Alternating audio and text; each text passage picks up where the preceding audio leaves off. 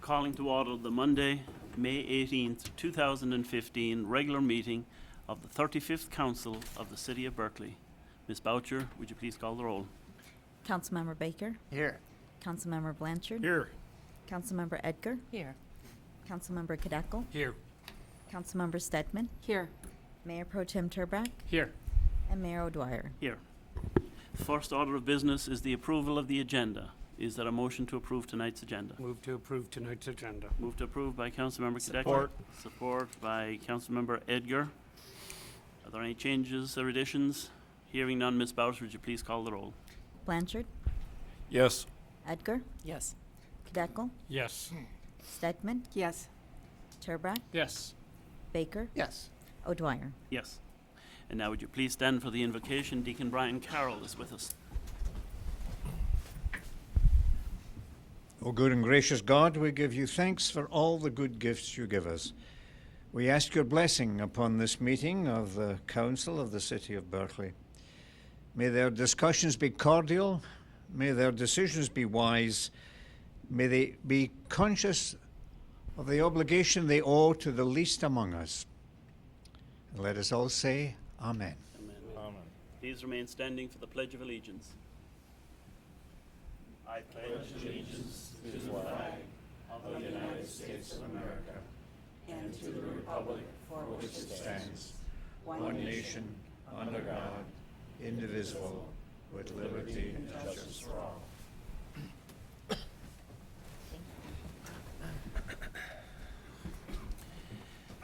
And now we come to the citizens' comments portion of tonight's meeting, when you may present your thoughts on issues that are not included on tonight's agenda. Council members will not engage you in discussion. If your concern needs to be addressed by a member of city staff or a department of the city, please sign your name on the sheet provided at the clerk's table. You may speak on a specific agenda item when it is being considered. When you come to the microphone, please state your name and city of residence. And before we do that, I would like to recognize Mayor Maybelle Fraser, who has joined us this evening for this evening's meeting.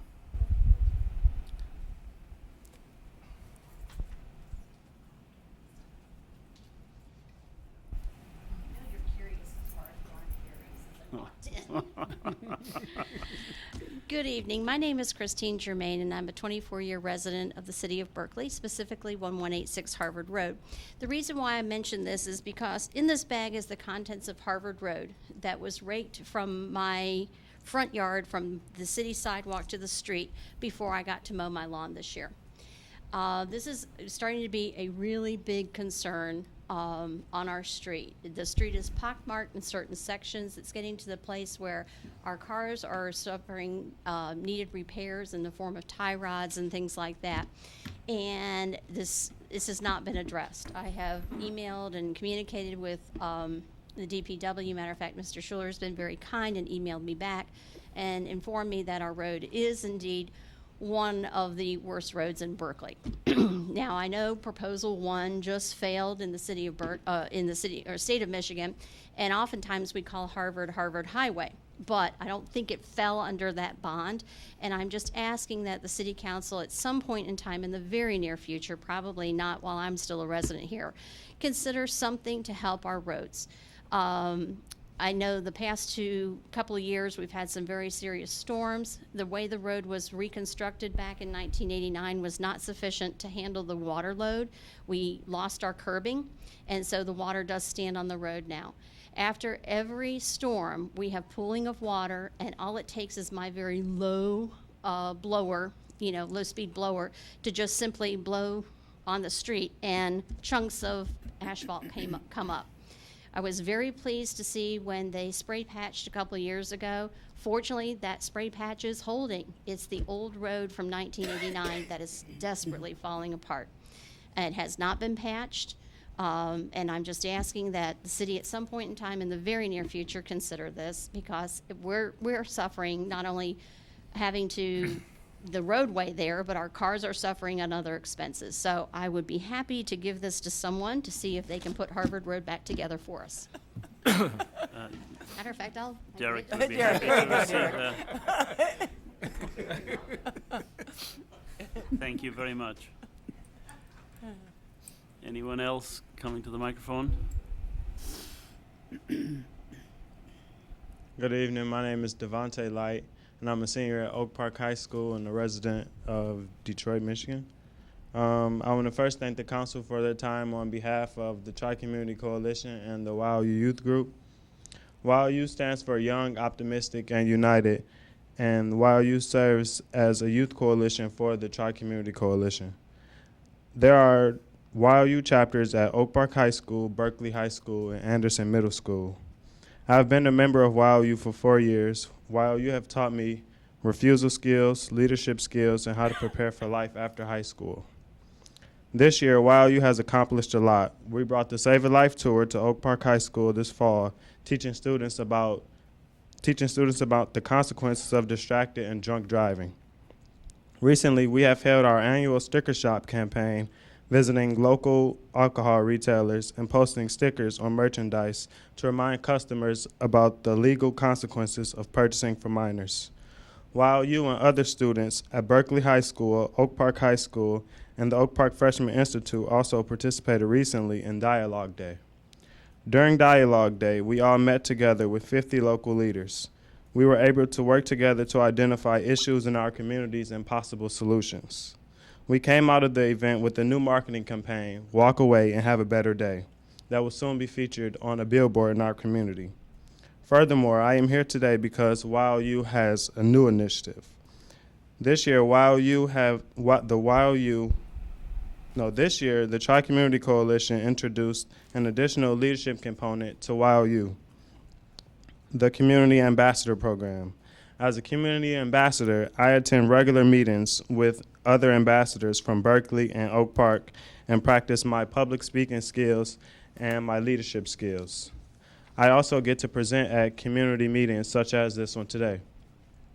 I have a few more announcements. While you is partnering with the Inforum, a professional women's alliance, to hold a Wild U trip to the GM assembly plant in Flint on June 1st.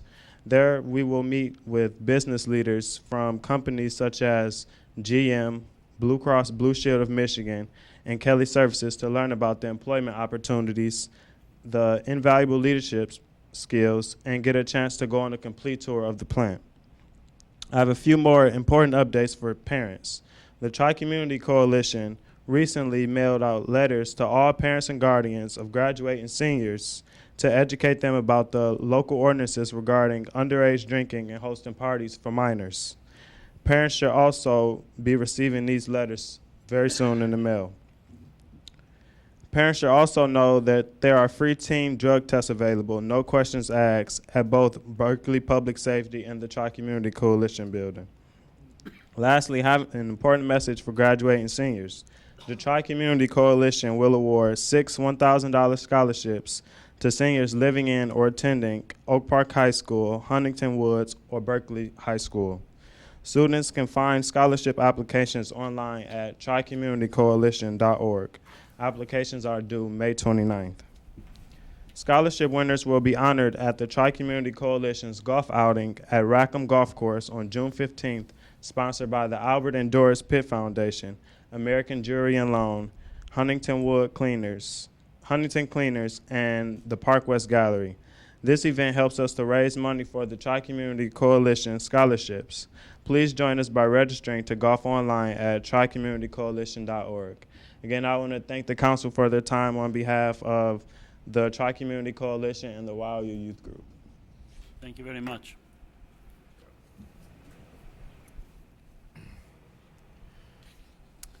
Seeing no one else coming to the microphone, and I can see that that would be a hard act to follow anyway.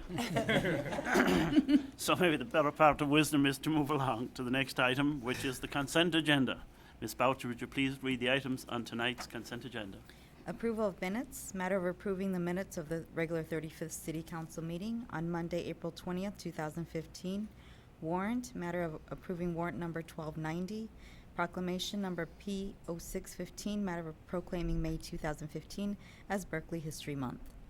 Is there a motion to approve the consent agenda? Motion to approve. Motion to approve by Councilor Stedman with support by Councilmember Blanchard. Ms. Boucher, would you please call the roll? Edgar, Yes. Kadekel, Yes. Stedman, Yes. Turbrack, Yes. Baker, Yes. Blanchard, Yes. O'Dwyer. Yes. And now we come along to the regular agenda. Ms. Boucher, would you please read item number 1 on tonight's regular agenda? Recognitions, presentations, matter of any recognitions or presentations from the consent agenda. I have asked Councilmember Baker to read Proclamation 0615. Thank you, Your Honor. A proclamation of the Council of the City of Berkeley, Michigan, proclaiming May 2015 as Berkeley History Month. Whereas, in 1819, the first settlers arrived in what is now Oakland County, and in 1825, a 4-day steamboat service between Detroit and Buffalo enabled many settlers to shorten their journey west as they made their way from New York and New Jersey. Travelers were greeted at Red Tavern, owned by Mother Handsome, on Woodward near Columbia, and John Benjamin made his journey from New York and purchased 80 acres of land and built a barn on the site where Roseland Cemetery now sits. And, whereas, the settlers continued arriving, building their farms and raising their families. The first school was built in what is now Berkeley in the late 1830s. The first phone line was strung for 10 homes along 11 Mile Road between Berkeley and Royal Oak. And in 1919, a town pump was built and electric lighting arrived.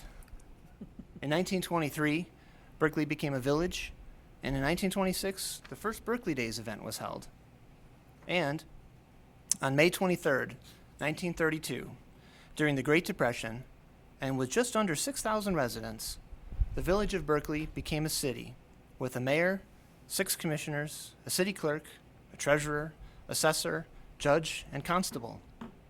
And, whereas, since its early days, Berkeley has flourished into a city of nearly 15,000 residents, boasting 8 schools, 9 parks, a state-of-the-art library, over 6,000 homes, a unique downtown. Area Vibes ranked Berkeley as number 2 city in the state of Michigan for livability, and NerdWallet ranked Berkeley number 9 for best cities with young families in Michigan for 2015. And, whereas, history is made every second, every minute, and every hour. And with the dedication of a small group of volunteer members of the Berkeley Historical Committee, its membership gathers information and assembles that information into a format available for us to treasure for years to come. Now, therefore, the City of Berkeley proclaims, Section 1, that the month of May 2015 is hereby proclaimed as Berkeley History Month, and City Council invites every citizen to become acquainted with those who have settled here, raised their families, and started their businesses by visiting the Berkeley Historical Museum. And, Section 2, the City Council urges those familiar with stories or legends of the early days in Berkeley to please share those accounts and photos with the membership of the committee so that they may be retained for the pleasure of others for years to come.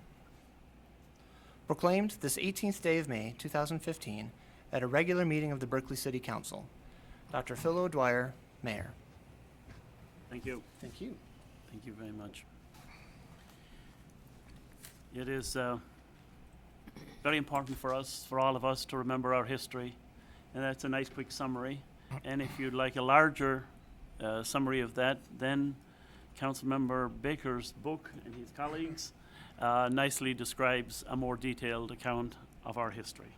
So thank you, Steve, for reading that and for all you do for helping us remember and understand the importance of history.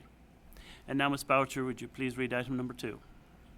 Motion number M2615, matter of authorizing the purchase of official Dream Cruise merchandise at wholesale for a cost not to exceed $32,000 and sell it at full retail.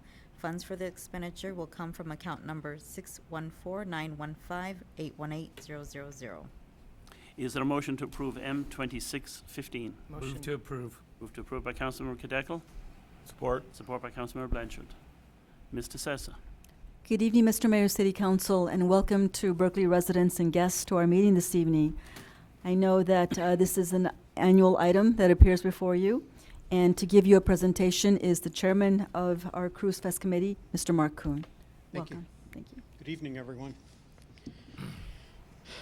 Speaking of history, we're going to have a celebration of that in August. And what we're asking for this evening is the same thing we asked for in years, and that is to release the funds so that we can purchase the stuff for the sales. Everything is going well in the committee, in the meetings.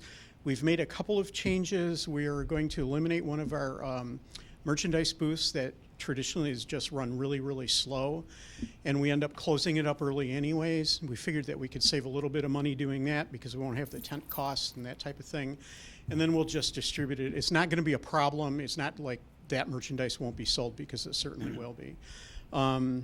We are talking about some other things as far as possibly doing pre-sales a little bit open a little bit earlier in the day, working with the cemetery on that, those types of things. So the other thing is that actually the break-even analysis this time is even a little bit less than last year. Last year it was around 39%, and this year it's 36%. So we need to sell about 36% of the merchandise to break even.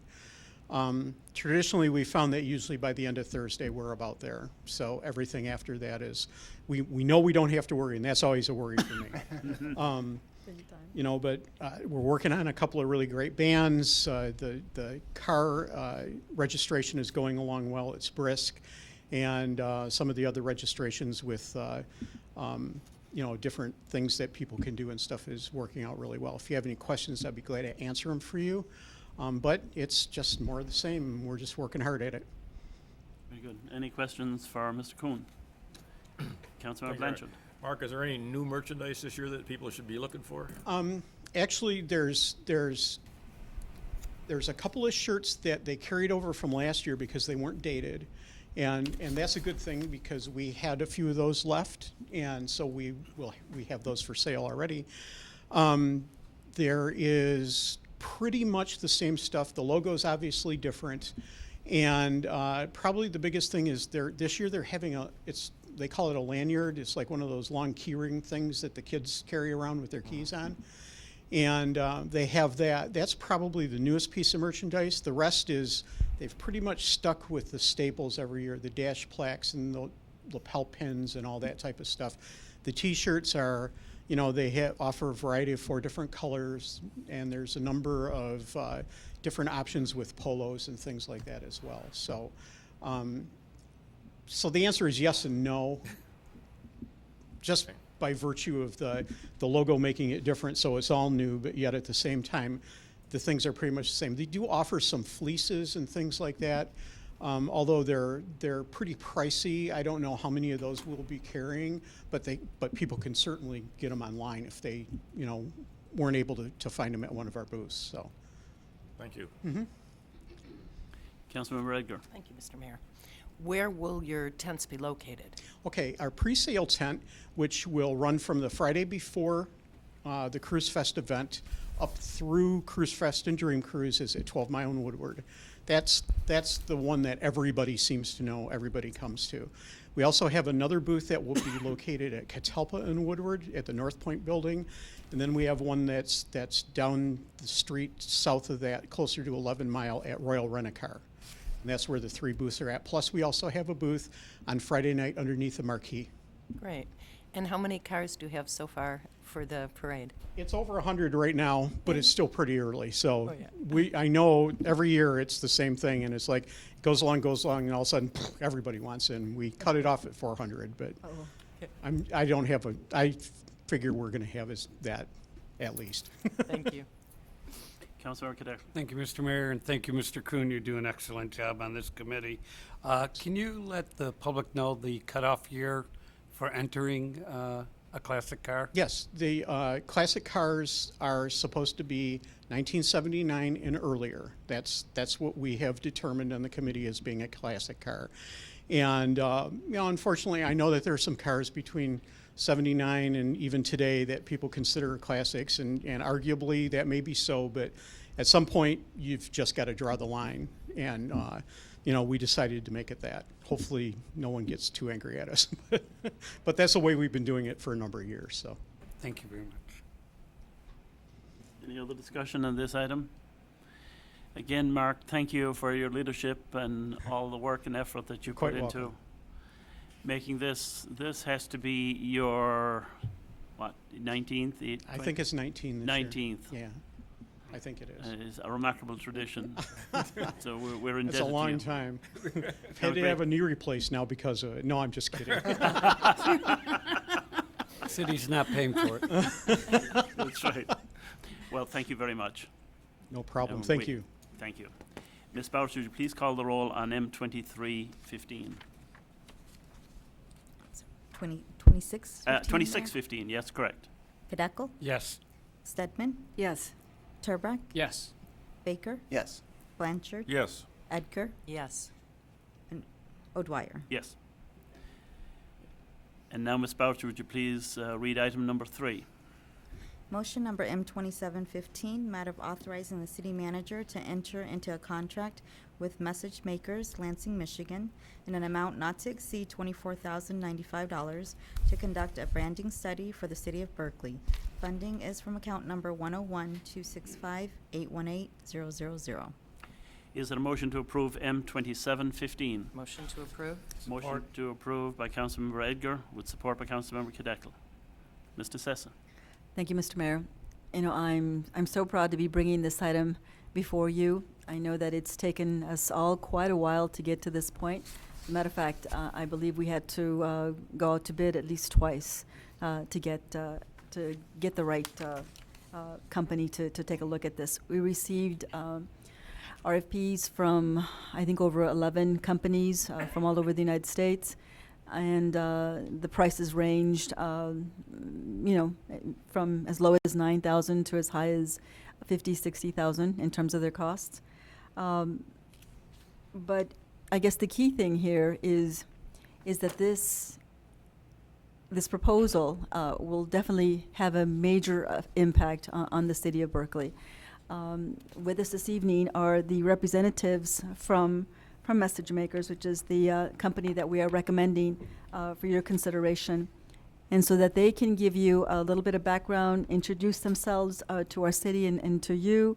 I've asked them to come before you and address the city council. So I won't go into any more detail. I'll let them give their presentation. So with that, I'll turn it over to Message Makers. Thank you. I'm Terry Terry, president of Message Makers, and with me today are Tom Leeds and Matt Penniman. Message Makers is an integrated marketing communications company. We've been in business over 35 years. We have offices in Lansing and Detroit. We describe ourselves as creators of experiences that transform. We specialize in helping others tell their stories. And we're, I'd say, particularly adept at, working with emotions to really get people to open up. We work in all media. We have worked with a range of folks from the Red Cross, where we, manage to get people to cry and touch their hearts, and they open their pocketbooks to make substantial contributions to the Red Cross. We helped rebrand a ghost town area of the city of Lansing, known as North Lansing, which now today is known as Old Town, which is the hub of HIP. Tens of millions of dollars have been invested there, and we really came up with the name Old Town, promoted that, came up with sub-brands of Lansing Jazz Fest and Michigan Blues Fest that draws tens of thousands of people to them. So we have a pretty good understanding of work closely with city councils and the city and at the community level. We also have clients from Harley Davidson, where we've helped them grow their memberships from 450,000 members when we started working with them 15 years ago to over 1 million members worldwide.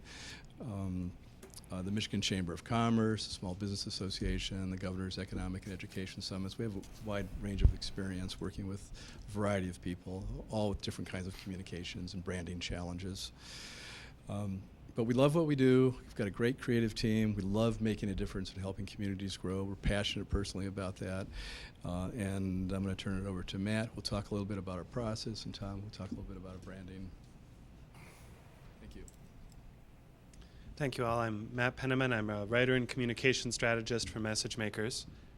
I'm going to see if the mic will stay up for me. There we go. So I'll be involved in the focus group portion of this. We really see our charge as creating an integrated brand identity for the city of Berkeley. And that gets expressed in a variety of ways, but really it has to start with what's the story, what's the feeling and the experience that everyone should understand about Berkeley. History is being made every second, minute, and hour, and we want to be part of writing that next chapter for Berkeley and making sure that everyone looks at it and says, yes, this is my story. So the focus group sessions will gather input from a broad range of people, every generation, from both inside the city and from its neighbors, and try to find a unified way of telling that. And I'm happy to answer any of your questions about that process or any other aspect of our work. And with that, it's Tom. Thank you, Matt. I'll just add briefly a couple things. One, we're very excited about this project. You know, this project begins with research. We don't know exactly where it goes, but we're very excited to be a part of it and to kind of see what it does for Berkeley as it sort of gets traction. And then two, we're excited to share this project with you, to work with you on it, and to give you a set of tools that really kind of can move forward on their own. You know, we want this to be the kind of thing that starts out somewhere really good, and then other folks can run with it as they implement this across all manner of media. So we're excited to be a part of it. Thank you. Are there any questions from the council? Councilmember Blanchard. Thank you, Your Honor. I guess my first question is, how long does this process take? When will we expect that we will be able to tell the citizens what we've come up with? What time is it? You know, I'm probably going to say it takes what it takes because we're all new to each other. You have the way you do things. We need to engage everybody appropriately and make sure everybody has a chance to have their voice into the conversation. So I don't know if I can give you a typical answer. I don't know if, Matt, you actually know what the timeline is on it. What did we propose in that one? I'll be honest, I don't recall exactly what we said, but I think you gave us some guidance on that. Yes, we did. We're hoping at least within 3-4 months at the most. Okay. So before the end of the fiscal year, how about that? Or the calendar year. Calendar year. Yes, calendar year. Yeah, but we'll work, aggressively with you and your schedule, and as quickly as we can bring people together, have those initial conversations. Once we, get that initial input, we can move pretty fast, and then it'll be a matter of feedback. We'll show you our initial designs and make the case for various things, and you're going to say, thumbs up, thumbs down, or tweak this, and then we'll refine from there. Very good. Anyone else? Councilmember Baker. Thank you, Your Honor. Thank you for bringing this to us tonight, and thanks to you all for being here and helping share with us your thoughts about how we may choose to move forward with something like this. Kind of building along that same question, kind of thought process here. I'm glad to hear it was within this calendar year. Certainly, we want to find that right balance between just sketching something on a napkin and getting into analysis paralysis where it never seems to end and all that kind of stuff. It's finding that sweet spot where there's just enough energy and creativity, and it's like, yeah, this will work. And then, of course, that's different than the actual implementation in terms of like rolling it out across our various medias and on the signs and the, wherever the logos show up. So I certainly can appreciate the implementation timeline being extended based on where it goes. But to get to the recommendations and the thing, I'm glad to hear Be able it's, to start that other stuff. that's right. I'm glad to hear it's measured in months rather than years or something like that. Oh, yes. And Yeah. if I may add to that, we will, we're not uncomfortable being a lightning rod for all the questions and concerns and issues for people, because things will come out and you got to hear them all. So we're used to that. As I hear the kinds of things that this will feed into, right? We've talked a little bit about what comes into it and then where it goes from there. Certainly, the many initiatives that we have throughout our Downtown Development Authority, our DDA, through this, through the municipal operations, and I'm glad to hear also that you mentioned our regional neighbors and things like that. So many folks whether they're very familiar with the region or if they're just taking a look around for the first time. The work that this group would help lead really defines that first impression for the city, what they think about us and reflects what we think about us. and also it's something that we really want to live with for a very long time. So not only does it need to have that great first impression, but it needs to have that continued ongoing sense of confidence and vision that we like to see to as we talked about with the history, to preserve and promote where we've been, all the great things that we've accomplished along the way, and that we're not done yet. We're just getting started. We've got an exciting future ahead of us. So I certainly appreciate the I don't want to say the magnitude of the work, but the degree to which this can really help shape not only our own perceptions of our city, but how others perceive us as well. And of course, where it propagates from there in terms of, again, the websites and the wayfinding that we're working on, and the, everything to our big budget books, which I recommend everybody read, stuff like that. It makes a difference. It really tells who we are. So with that, I reviewed the materials. I'm pleased with what you guys had to offer. Look forward to, moving forward. Very good, thank you. Mayor Pro Tem Turbrack. Thank you, Mr. Mayor. I want to thank you guys also for being here tonight. If it's possible for you guys to kind of break down what you're doing. Now, the residents at home might be saying, okay, branding study. What the heck does branding study mean? We're spending X thousands of dollars to do what? Kind of give us an idea of what the end game is here for the city of Berkeley. Sure. The end game is a visual identity for the city in the form of a logo, a color palette, a tagline, and some typography choices, so that all the written materials produced about the city, whether those are signs, brochures, letterhead, everything looks consistent, looks modern, polished, and tells the story that you want it to tell. It portrays Berkeley as the city it is, as a progressive, welcoming, prosperous place. And so the way that we get there starts with focus group sessions where we gather input from a variety of people involved in the city to kind of hear from all those different voices of what's part of it. It might involve an online survey in advance where we ask a few multiple choice and free response questions that get at some of the words we need to be thinking about, some of the important concepts. Then we sit down together, we facilitate discussions and encourage dialogue. We provide a structure for that so that all of the input is captured and makes sense and can be compiled together. And out of that, we come out with some candidates, some different directions that it's possible to go.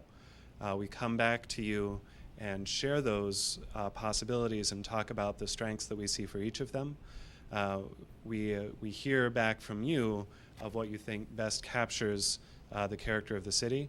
We take that direction and really make it polished and perfect and fantastic, and then that becomes the visual identity for Berkeley for the Thank you. next decades. I appreciate that. And when you say like surveys and things, and you're talking about stakeholders, Sure. would all the residents have an opportunity to participate in something like this, in these surveys, or is this just something that's strictly? Well, right now, Your Honor, if I may answer, Sure. we're just simply looking at perhaps committees, internal committees that the city has, members of our boards, obviously the city council. We also look at some special interest groups such as our students, school district, individuals like that. So I'm going to be sitting down with message makers and identify to make sure that we address as many people within our community. Now, I don't know if everyone will have an opportunity to have a say, although in my discussions with the message makers, they thought that perhaps they may want to place something on our website where people can comment and they can give us some insight. So I'll be working with them on that as well. Okay, thank you. Appreciate it. Sorry, could I ask it, do you feel that's something important? I feel that everybody should have at least one opportunity to kind of be involved. I don't necessarily know that everybody would take that opportunity, but at least like something on the website where, if they want an opportunity to be involved or to comment on something, it's everybody. It's all, everyone that lives in the city. It's not just ours. It's not just the directors. It's not just those. So I don't want it to be like we are, directing the identity of the city all of a sudden. I just want to make sure that everybody has an opportunity at least to have some kind of say. I think there's some not too complicated ways we can do Right, that yeah, at the like front end. said, And yeah, the sure. survey side would give us some indications of what people are thinking. Matt, you want to also talk about the output? Sure, and one other quick piece, part of the output of this would be a style guide that would explain how to implement the brand across all the communications of the city going forward. So. And that style guide is a tool, it's a resource for you, so everybody, all employees, everybody in the community, I mean, you'd give it to, people are producing things about you, sponsors of events, wherever you're gonna be published, you want them to represent your name and marks in the way that you want it, so it would be a tool that you could use for a long time. Okay, thank you. Mr. Sessa. Council, the style guide is so important for us. This is something that I know that when I spoke with the staff, they wanted to make sure that we had that in place so that this way we can give direction and guidance to anyone who's going to be utilizing our logo or tagline or whatever. But this, again, this will be important because it'll give us all some direction. So, thank you. Very good. Well, thank you for being here. This is the beginning of an optimistic and hopeful journey. I agree with the Mayor Pro Tem very much that everyone's voice, to the extent that we can make it possible, needs to be included. And you will quickly find out that this is a fairly tight community, neighborly, close community. And so we certainly would want to reach into those neighborhoods to gather as much perspective, sense of the city, vision for the future in the context of where we have been. So you have a great challenge ahead, but also great opportunity to craft a stamp that will guide us going forward. So thank you for being here. Thank you, Your Honor. And now, Ms. Boucher, would you please call the roll on M2715? Stedman, Yes. Turbrack, Yes. Baker, Yes. Blanchard, Yes. Edgar, Yes. Kadeco, Yes. O'Dwyer. Yes. And now, Ms. Boucher, would you please read item number 4? Motion number M2815, matter of approving the 44th District Court Agreement between the City of Royal Oak and the City of Berkeley and authorizing the mayor and city manager to execute. Is there a motion to approve M2815? Move to approve. Moved to approve by Councilmember Kadeco, Support. support by Councilmember Blanchard. Mr. Sessa. Council, the one thing on this item that I'd like to request that you make some adjustments to, our city attorney mentioned this to me early this morning. As far as the motion goes, can I ask that it be addressed to say that the council approve the 44th District Court Agreement between the City of Royal Oak and the City of Berkeley and authorizing the mayor and city manager to execute? So you're suggesting basically a cosmetic change. Is that okay with the maker of the motion, Councilmember Kadeco? Yes, it is, Your Honor. And with the support of Councilmember Blanchard? Yes. Very good. Thank you, Your Honor. Any additional discussion on this motion now?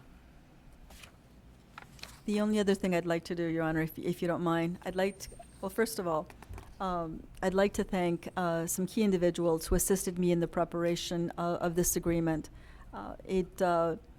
This is new to all of us, and certainly, given the time constraints, this is something that we weren't expecting to do. But I'd like to personally thank our finance director, Mr. David Sabuda, for his assistance in the preparation of this agreement, and also to our one of our attorneys, Mr. Dan Christ, for his very, very thoughtful and clear and precise legal advice in the preparation of this agreement. I don't know of too many cities that undergo through this process, but we felt that this was important to us.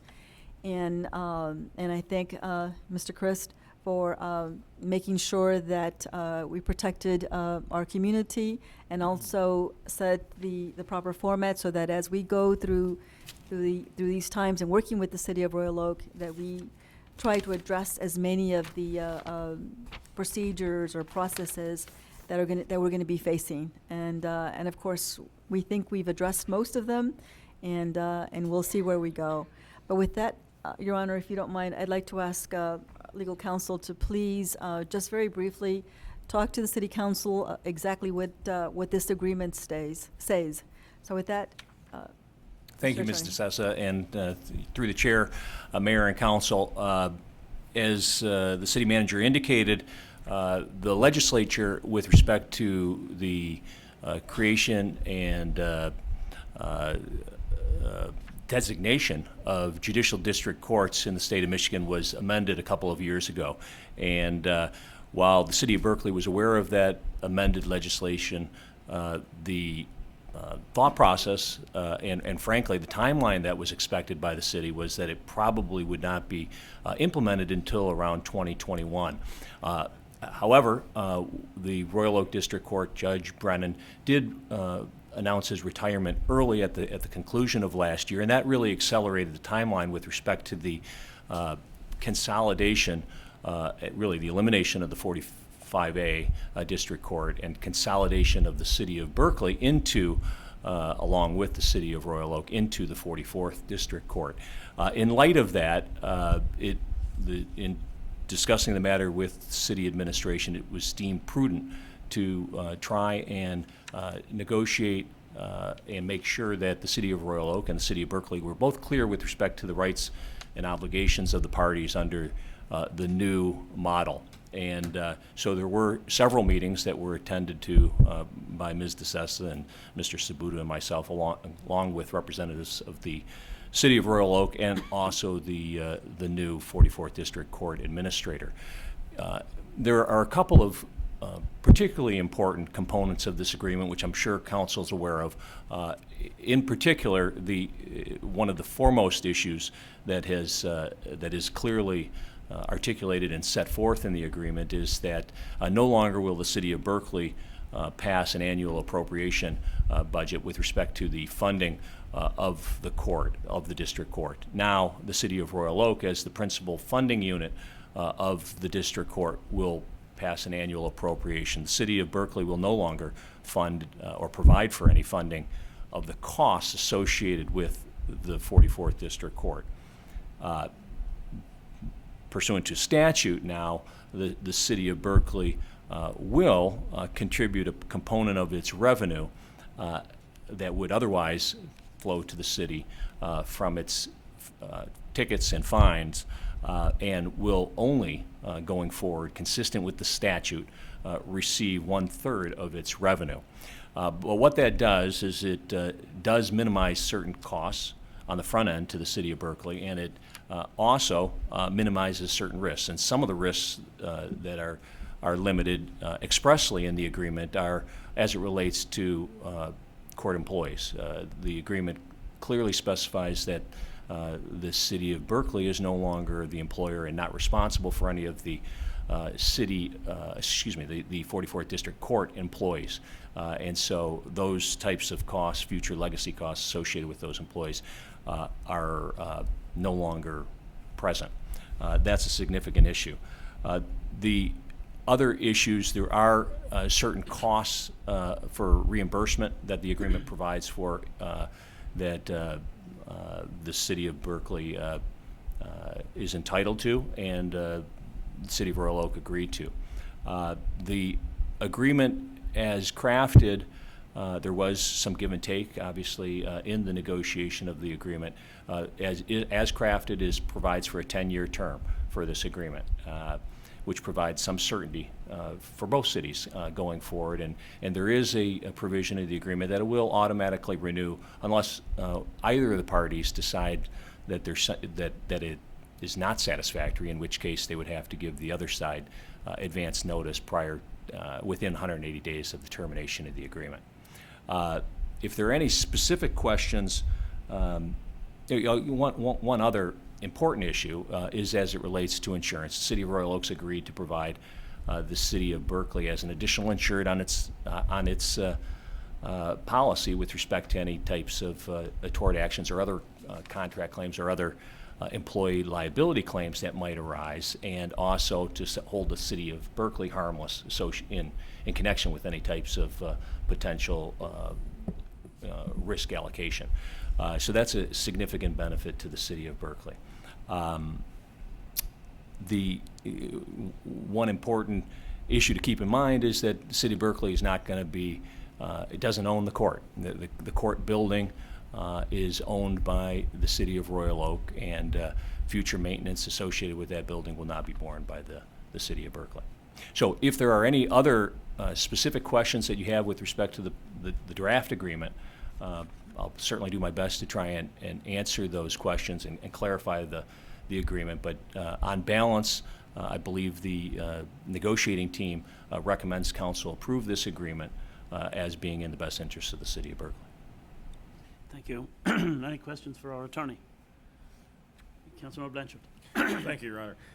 What is the significance of the date 30 June 2018? I see it through here, like we can't make any amendments till after that date, and... Well, that, normally, in most contracts, to the extent that there's an agreement by the parties to modify the agreement, that is certainly possible. But the thought process was that since this is a new agreement, to get a track record before there were modifications proposed by either side, to develop some history of operation, and then after a 3-year period of time, to the extent that there are issues that need tweaking, then the parties could bring those up and achieve that by virtue of a mutually agreed upon amendment. There was one other issue that I think is important to bring up. There are account receivables that are currently owed to the city of Berkeley by virtue of being an account receivable of the court, really. And as part of the negotiation, those receivables, to the extent they're collected over the course of the next 3 years, would still be accredited and provided to the city of Berkeley. There is also an annual audit opportunity to the extent that the city, either city, frankly, deems that the allocation of the court revenues is not being followed properly. There's an opportunity to have an investigation with respect to that and make sure that it is handled appropriately, consistent with the agreement. There is also a dispute resolution provision, certainly not anticipated, but it is provided in the agreement. Very good. Thank you. Councilmember Baker. Thank you, Your Honor. 2 comments and a question. Sure. First comment is just gratitude. I appreciate the work that you and the team have done to bring this together, and it does represent a significant step forward in clarifying and codifying the working relationship that we seek to have. So that was the first comment. Again, thank you.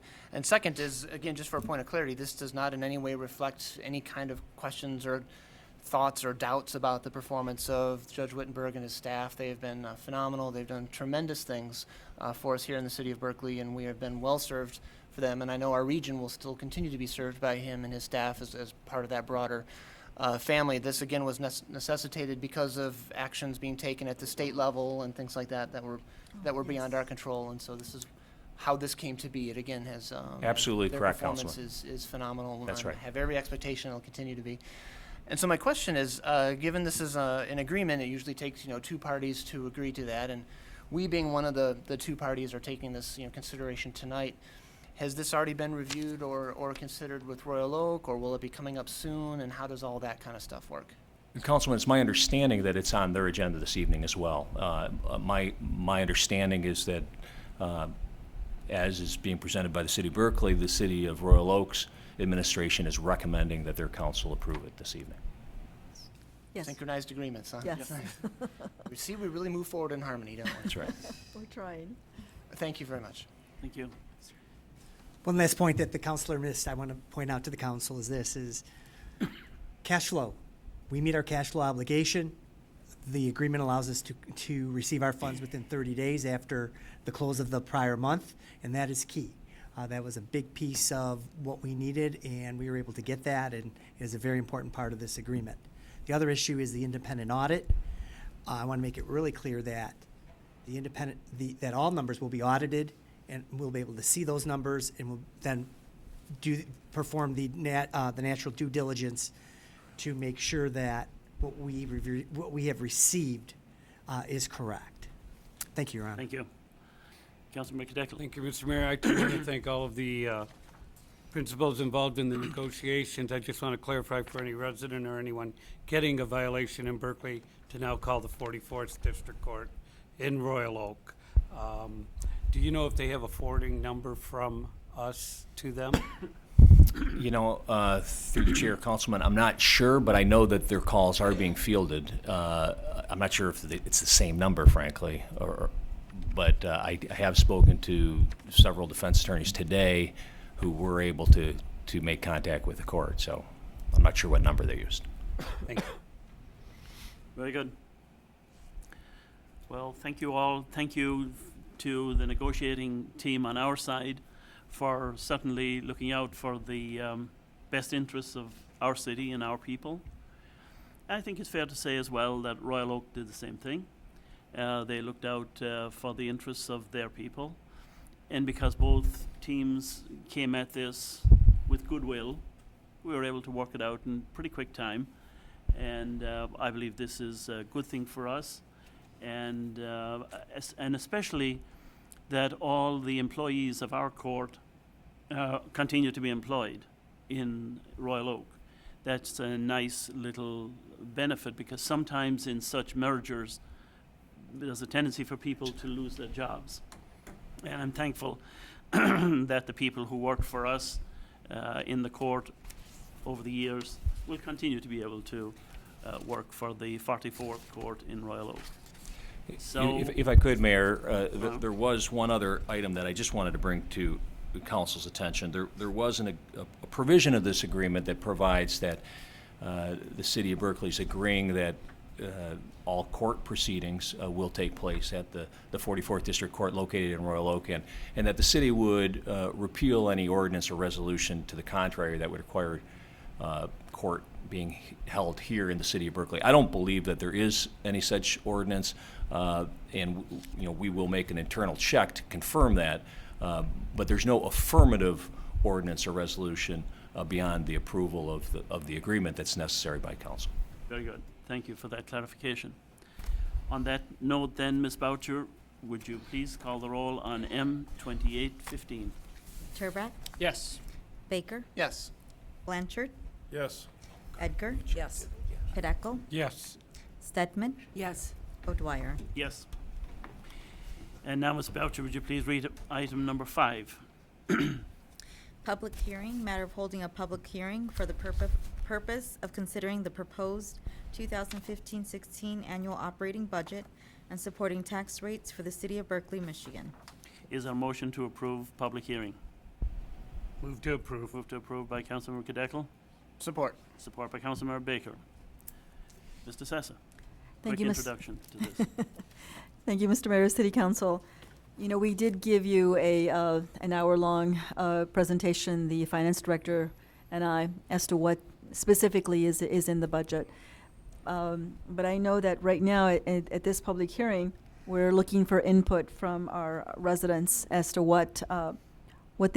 any questions or what they would like to see in the budget. So, Your Honor, if you'd like, I'd be more than happy to just give a summarized presentation, very brief presentation on what is included in the budget, or we can wait till later on. Let's hear what the public have to say first. All right. And I think we have the answer to that. There is no big rush onto the microphone. So then perhaps you might give a couple, 2 minutes worth of a quick I don't know summary. about 2 minutes, Your Honor. Well, then 2.5. I will do my best. I will do my best. You know, it's a large budget, but You know what I'm saying by that is we don't want a blizzard of numbers either. yes, I got you. I'll try my best, Your Honor. I will do my best. You know, this is one of the most important things that comes before the City Council on an annual basis, our budget. And the word budget, I know that people automatically think that it is a blizzard of numbers. And the way I like to look at it is a plan. And this is our first attempt at what we expect our expenditures to be for the coming year. And then throughout the year, as you know, we make the necessary changes because things happen. Unexpected things will happen that we were not planning for. And so therefore, it is an ongoing document, a living document. So with that, let me tell you that I am very proud to present for your consideration and approval the proposed budget for the fiscal year 2015-2016. This begins July 1st, 2015, and ends June 30th, 2016. Please note that this is done in accordance with the Uniform Budget Act, also known as Public Act 2 of 1968 as amended, and also with Chapter 9 of the City of Berkeley City Charter, and that's entitled the General Finance Budget Procedure. I'm very pleased to inform you that each fund within the proposed budget is balanced according to estimated revenues, expenses, and available fund balances. So now the total, and I'm going to give you a number, the total budget, recommended budget for this coming fiscal year is $22,104,896. When I compare this to last fiscal year, the proposed annual budget reflects a 7.4% reduction in spending across all funds. Now, this reduction is attributed to the following key expenditure reductions. One, as you know, is the court merger between us and the City of Royal Oak District Court. The second is that the proposed major street fund does not incur funding for the repair of a major road project, the Coolidge Road project, as you know, and that's in the amount of about $769,000. Also, there were reductions throughout various funds in our budget of about $290,000. So citywide, I'll talk a little bit about revenues now. Our total taxable property values, I'm pleased to inform, have increased by about 4.2%. Our city experienced a 4.49% increase in residential property values. And for July 2015, our commercial property values have also increased, and we're looking at about 1.9% for commercial property tax and about 1.8% for industrial tax values. And also, despite the new personal property tax, our city's personal property tax values also increased for this coming year, and that went up about 6%. Going forward, thanks to the 2012 voter-approved millage that was approved by our voters, our city is able to provide and fund basic fund operational and infrastructure needs. I'm very pleased to report that our budget provides for a full range of city services, and it's funded by the general fund and various special revenue funds. Now, I'm not going to go into great detail as to what each of those items are. In our web page, you will see a copy of our presentation to the City Council, and obviously when we finalize the budget, this will also appear before on our website so that everybody can see what's going on. And then also, City Council, there are some key items that are being asked of you in this agenda, but I won't discuss them until we get to that item. At that point, I'll turn it over to our Finance Director so he can explain in more detail. So with that, I'd be happy to answer any questions. Very good. We'll pick up all those questions a little bit later down the agenda, Thank you, I Ryan. think. And of course, for the sake of the audience at home, the council has gone line by line through this budget. Yes, you're right. So that's why the city manager is able to skip over some details here. It's not like she's skipping over details, it's just that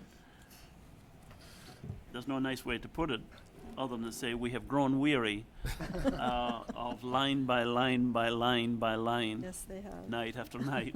So, but thank everybody for their patience and their input. I will now close the public hearing, and we will move on to item number 6, Ms. Boucher. Resolution number R1415, matter of approving a resolution of the Council of the City of Berkeley, Michigan, approving the 2015-16 through 2021-22 capital improvement plans of the City of Berkeley, Michigan. Is there a motion to approve R1415? Motion to approve. Motion to approve by Councilmember Stedman with support by Councilmember Blanchard. Mr. Sessa. Council, this is one of the first items that we prepare as we're working on our budget, and it is obviously done under various state rules and regulations. But to give you a quick summation of what this year's CIP plan includes, I'll turn it over to our Finance Director, Mr. David Sabuda. Mr. Sabuda. Thank you, Mrs. DeSessa. Good evening, Mr. Mayor, council members. What you have before you tonight is the CIP resolution. This resolution and plan went before the Planning Commission in late April 2015. We went through the plan with the Planning Commission. Planning Commission had a lot of questions. We went through those questions and answered all those questions. The board, the planning commission approved the plan and recommended it be forwarded to the council for their consideration. What you had before you is a $34 million plan. And remember, CIP stands for capital improvements. This is brick and mortar in the city. It's a 7-year plan. We plan to spend $34 million over 7 years. Last year, the plan was $28 million, so we're up about $5.9 million. In total for 15-16, we'll spend approximately $1.374 million.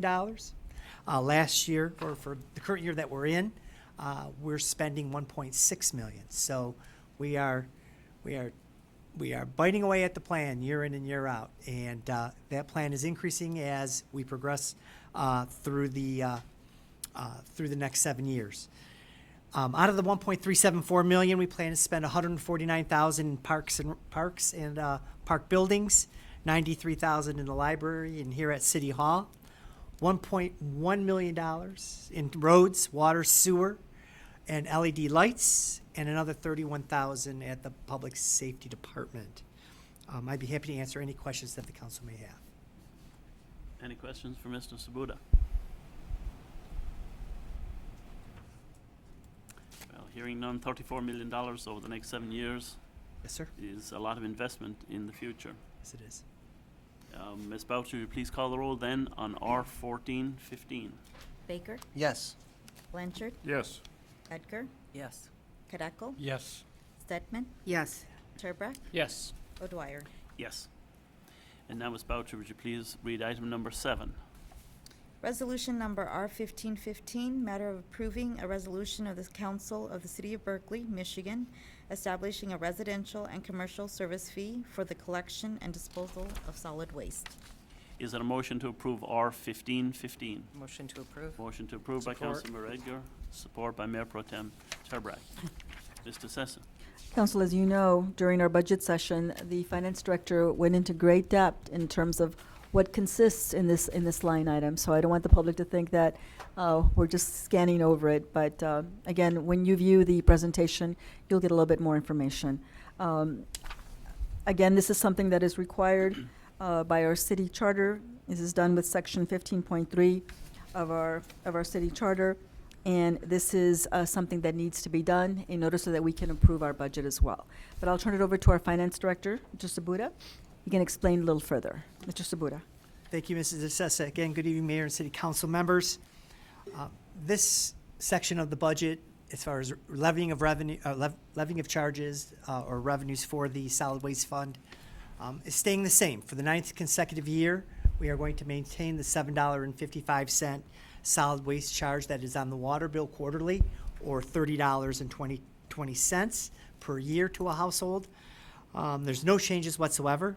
Also, as you recall, last fiscal year, we expanded the ordinance to include commercial and industrial dumpster fees. And again, there's no change there either. So that table is extensive. I don't want to go through each and every number, but the takeaway here is that the charge on the water bill is going to stay the same, $7.55 per quarter, or $30.20 per year. And also, there's no change in the yard sticker, $1. And I'll be happy to answer any per sticker. I'll be happy to answer any and all questions that the council may have here. Mayor Pro Tem Turbrack. $2 per sticker. I was is going to all. say, Oh, I'm sorry. $2. Thank you, $2 per sticker. I agree. I agree with the half off. I checked with Derek just to make sure. Thank you, Derek. I apologize. $2 per sticker. And just clarification. oops. Again, we're talking about the garbage and the solid waste and the cost not changing again, which is fantastic. Again, that's a portion of the water bill. We'll get to some more portions in the next items, but it's fantastic that we are able to keep that rate the same, and I'm very pleased. Thank you. Very good. Thank you. Anybody else? Seeing none, then, Ms. Boucher, would you please call the roll on R1515? Blanchard, Yes. Edgar, Yes. Kadeco, Yes. Stedman, Yes. Turbrack, Yes. Baker, Yes. O'Dwyer. Yes. And now, Ms. Boucher, would you please read item number 8? Resolution number R1615, matter of approving a resolution of the Council of the City of Berkeley, Michigan, setting the charges for water and sewer services effective July 1st, 2015. Is there a motion to approve R 1615? Motion to approve. Motion approved by Councilmember Blanchard. Support by Councilmember Cadeckel. Mr. Sessa. Council, there are many facets as to what goes into putting this rate number together. And I'm very pleased to present this matter to you. I think that even though it's going to be tough this year, I do believe that we've done our best to keep our rates as low as we possibly can. I think the City of Berkeley has done a great job. But with that, to give us an explanation on this matter, I'll turn it over to Mr. Sabuda. David? Thank you, Mr. Sessa. We'll start with the wholesale costs. As you know, there was a lot of publicity in the papers over the last 4 to 6 months regarding water rates, sewer rates. At the end of the day, wholesale water rates are up 14%. That's the charge that we received from SACWA and the City of Detroit for water, wholesale water. On the sewer side, on a variable basis, it was a 9.5% sewer rate increase on a variable basis. And on storm went up 0.3%, so 0.003. Storm charges went up. So very small, but still the charges went up. Now, we looked at rates, and there are many components to the rates. And when you look at all the components, what I can say unequivocally is that if a household utilizes 4,000 cubic feet of water per quarter, okay, which is basically the average home here in Berkeley, they're looking at a 7% rate increase. So how much of that would be out of their pocket? It would be $18 a quarter or $72 per year increase to cover wholesale water, to cover wholesale sewer costs, to cover storm charges, and to cover the operation and maintenance of the City of Berkeley's water and sewer system. Please note that we are purchasing heavy equipment. We are doing this to replace heavy equipment that we've been utilizing since 1997, 1999, 2004. And I'm pleased to report that we do not include those purchases in the rates. Okay, we utilize depreciation, and I won't get into the accounting, but depreciation is utilized throughout the years. We build up a small reserve, and then we purchase our equipment. We also utilize rental revenues to help us with that equipment also.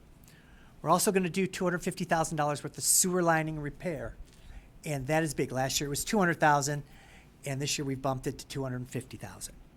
So the takeaway here is that on average, a homeowner's average home will go up 7%, $18 a quarter, $72 per year, and we're going to be able to pay our bills and maintain our system. Be happy to answer. Oh, one last thing. When we look at the SACWA community, there are 10 municipalities in SACWA. Traditionally, Berkeley is number 9. And we are, even with the 7% rate increase, we are going to remain at number 9. We look at this based upon everyone else's last year's numbers and our new number, and we're anticipating that everybody else is going to go up. But even looking at everyone's number from last year, plugging in our new number, we are at number 9 out of 10, second lowest out of the 10 SACWA communities. And Your Honor, I'll be happy to entertain any questions. Any questions for Mr. Sabuda? Councilmember Blanchard. Just a comment, Your Honor. This is the list he's talking about. I make these up and give them to the council. And just so people feel what this is, we are at $275.02 a quarter on average. And you look at Pleasant Ridge, who is the highest, they're at $503. And that's all these communities that are higher than us are going to go up. So we are solidly in ninth place. There's only one community below us, that's Bingham Farms at 166. I don't know how they how they pay for their water. But Beverly Hills, Southfield, Birmingham, Huntington Woods, Royal Oak, Clawson, Lathrop Village, and Pleasant Ridge are all much more expensive than we are. So thanks for all the hard work that the DPW and the finance department and the city administration does to keep these rates down, because we heard horror stories that the rates were gonna double, triple, you know, and 7% is livable. Thank you. Thank you. Anybody else want to weigh in on this? So much of this is outside of our control. Yeah. And that's the important thing to remember. This is passed through in large measure, and we don't have a whole lot of choice. So on that somber note, it's going up 7%. Oh, you're absolutely right, Your Honor. We don't and control. we have no control or no choice. Right. It's just the way the system is set.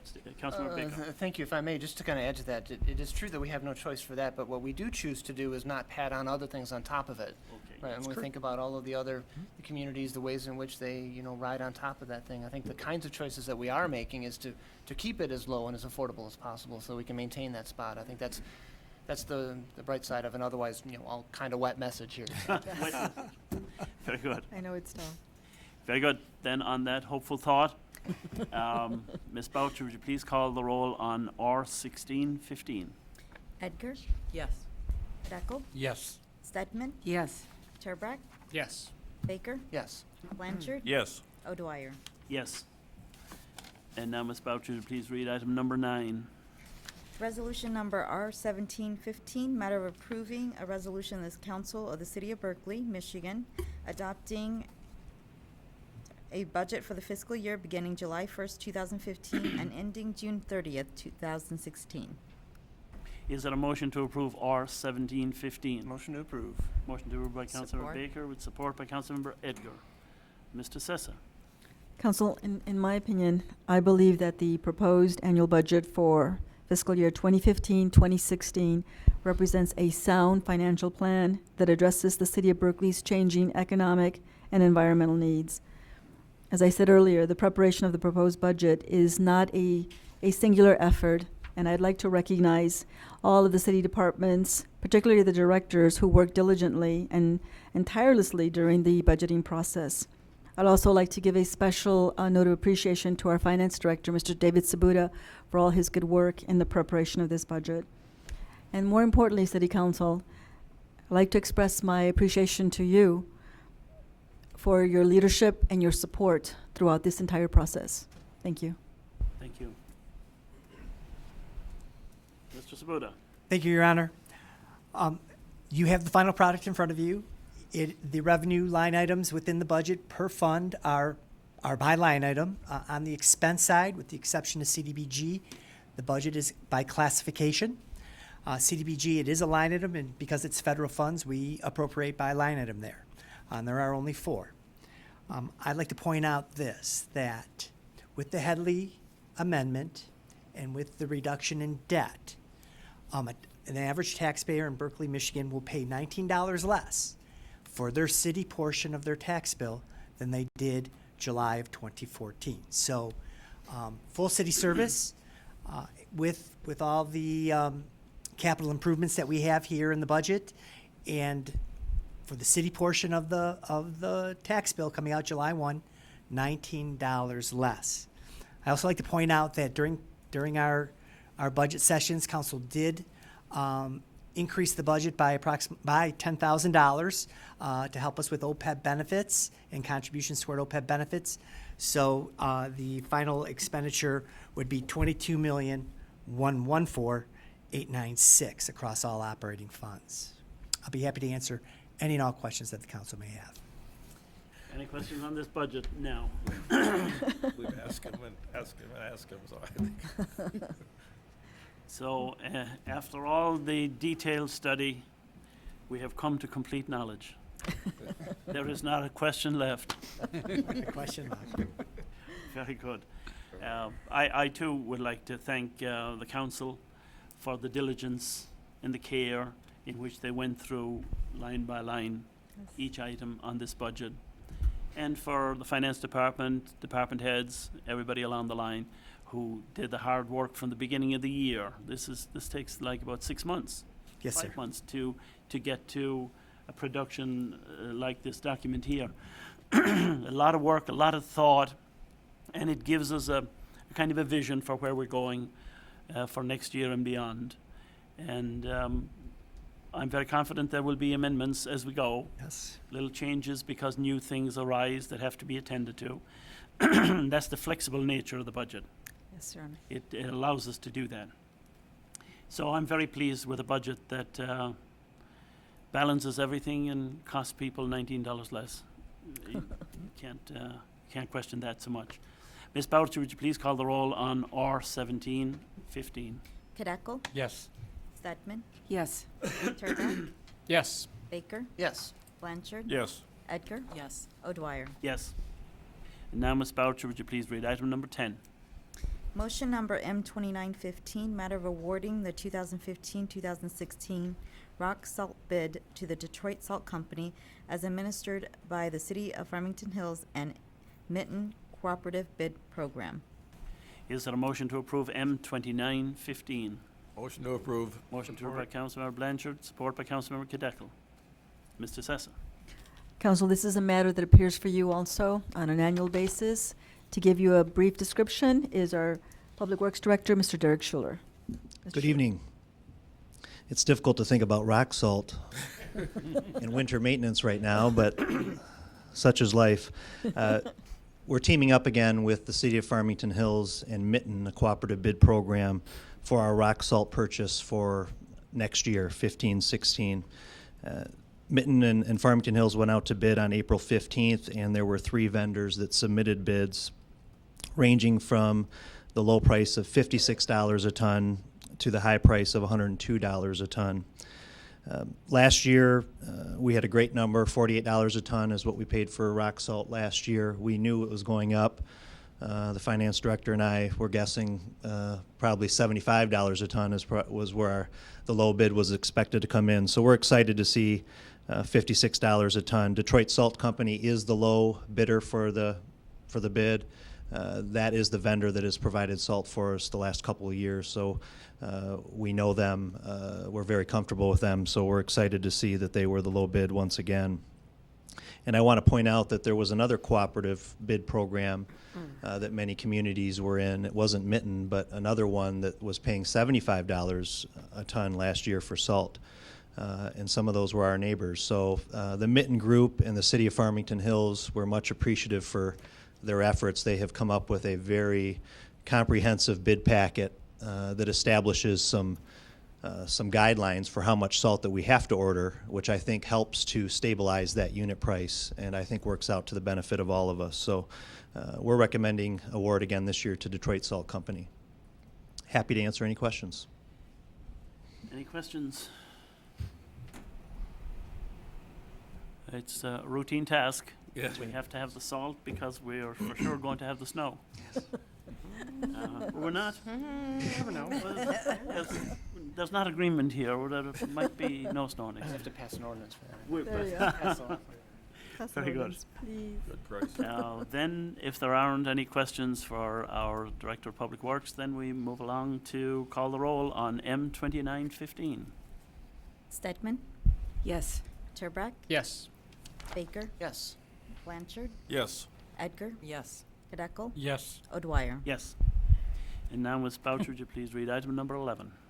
Motion number M3015, matter of approving the NIPA purchase of PipeLogix pipeline inspection software at a total cost of $8,170 to Jack Doheny Companies of Northville, Michigan.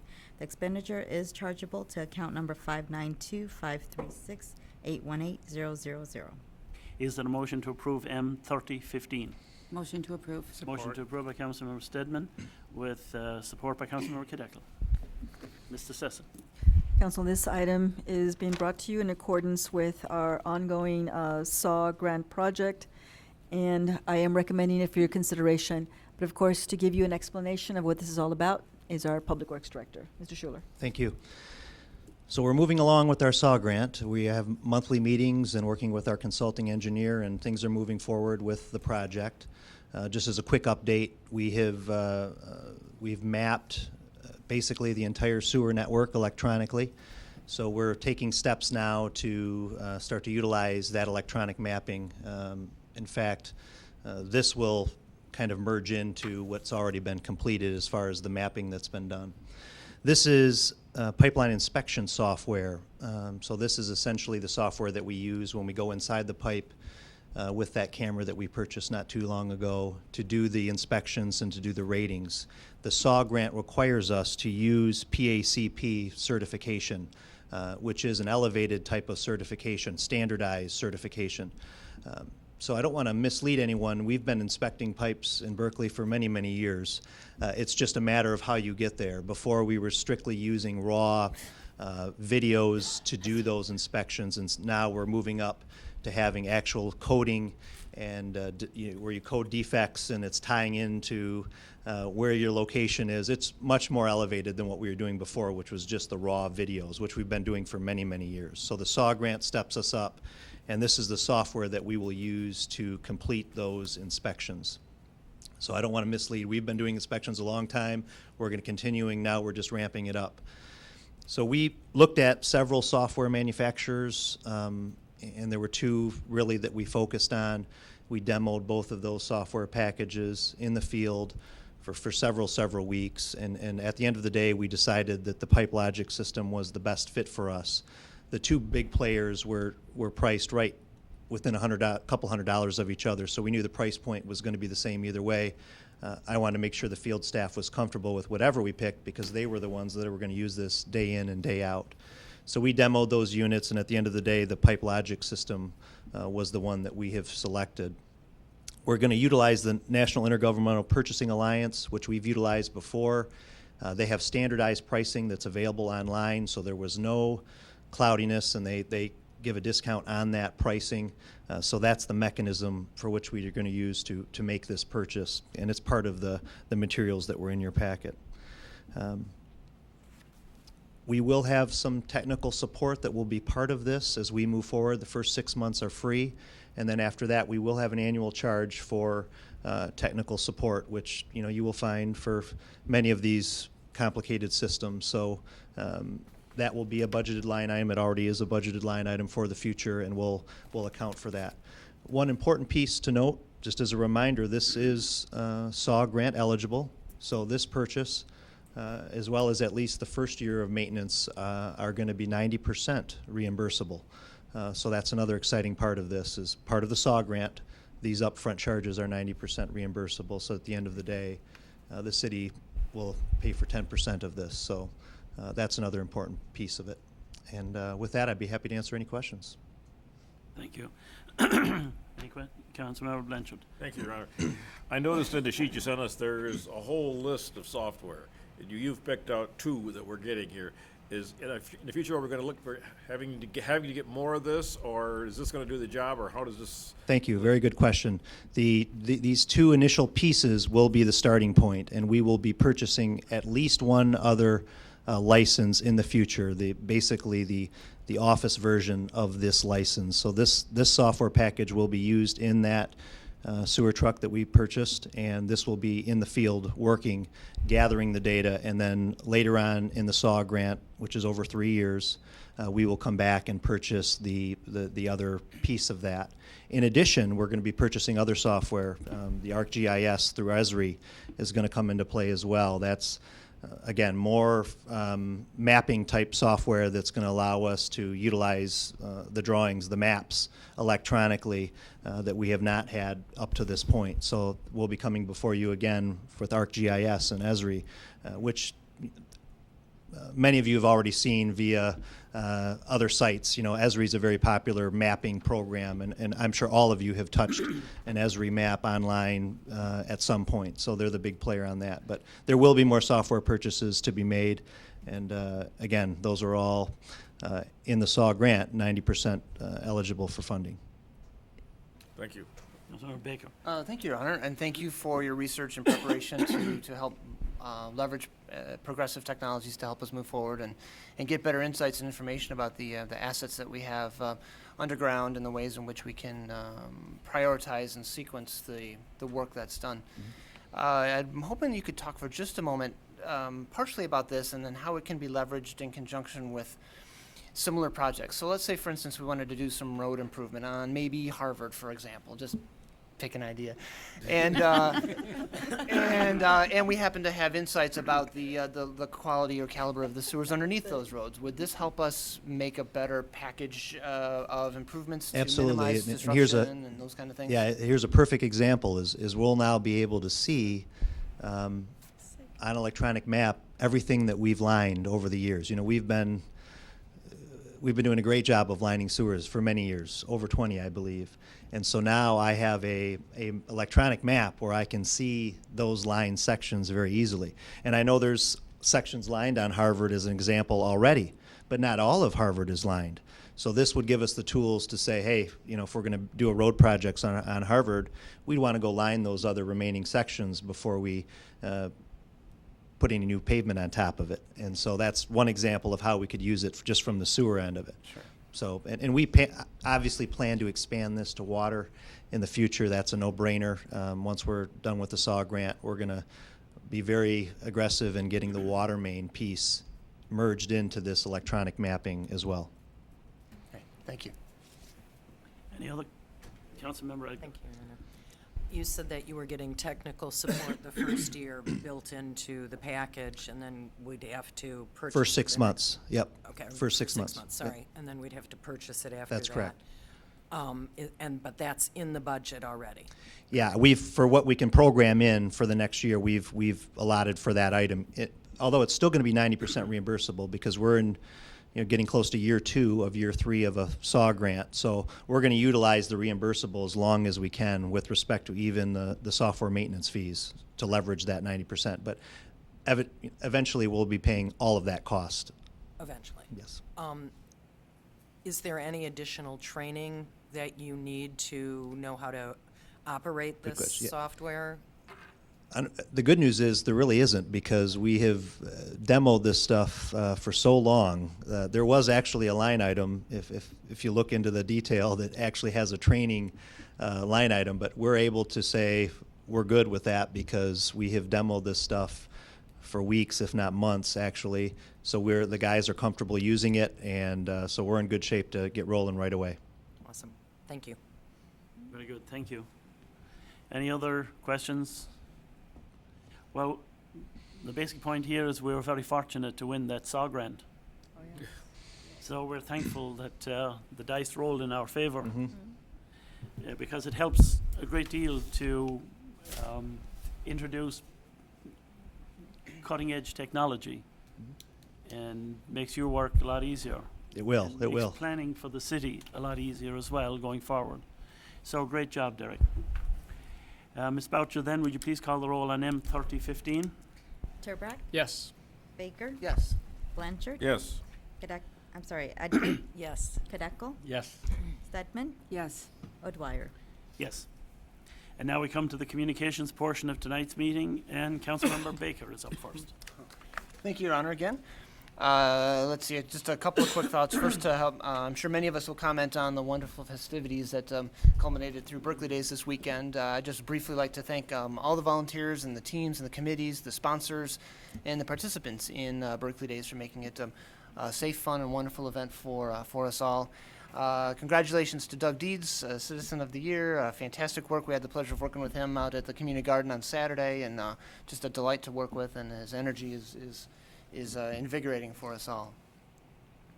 I would like to offer to the council and our colleagues throughout the city and our friends and neighbors here a brief update on a subcommittee that we have in place with the municipal offices study. As we know from the materials from the building analysis in prior sessions, we know that this combination of buildings between this city council offices here, the court, the municipal offices, and the fire hall are all part of a municipal complex, if you will, of buildings that is long overdue for much needed renovations. The historic fire hall is very near and dear to so many of us that not only celebrate and treasure the city's history, but help position us for many successful generations to come. And that is one of the key, highlights of what we can do with this. It was registered as a historic site with the state back in 1988, and the only way to fully leverage that, there's whole aspects of that facility that cannot be used in any way because of the way it was designed. We'd like to be able to activate and energize an entire space, and that's to put thoughtful renovations in place to preserve the history and the heritage of the facility, and at the same time make it accessible for us all so that we can put that space to good use on behalf of the residents and businesses here across the city. I'm very pleased to work along with Councilmember Kadekel and Stedman and Amy Vanson, our city planner, Darshell Love as our assistant city manager. She has been fantastic as well. And we have a set of core principles around how we want to think about not just the fire hall, but all of the buildings here to which we all interact and work together. And those are to activate this entire space to provide world-class service to our residents and visitors with an engaging employee workplace, right? We just come in here and sit here for a few hours and have the pleasure to work with folks, but this is many people, this is their work. They show up every day and do tremendous things here, and the least we can do is provide them with an engaging, safe, and comfortable place to be as productive as possible. And at the same time, preserving our community's historic legacy, character, charm, and heritage.